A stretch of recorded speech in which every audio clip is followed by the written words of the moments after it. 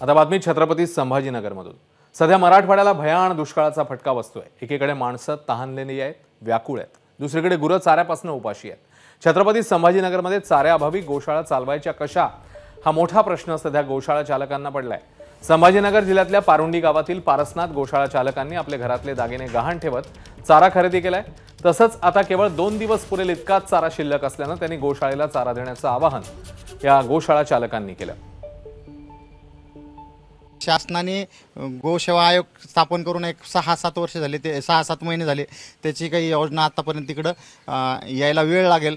शासनाकडे प्रस्ताव 2 वेळेस आपण अनुदानासाठी केला, पण आपल्याला शासनाचे आणि शासकीय योजनेतून आपल्या गोशाळेला आजपर्यंत 1 रुपयाची आर्थिक मदत नाही आणि कुठल्याही वस्तू स्वरूपात मदत नाही। माझी आपल्या माध्यमातून समाजाला विनंती आहे की आपण या पारसनाथ गोशाळेतील गोमातेला पोटभर चारा मिळण्यासाठी आपण चाऱ्याच्या स्वरूपात मदत करावी।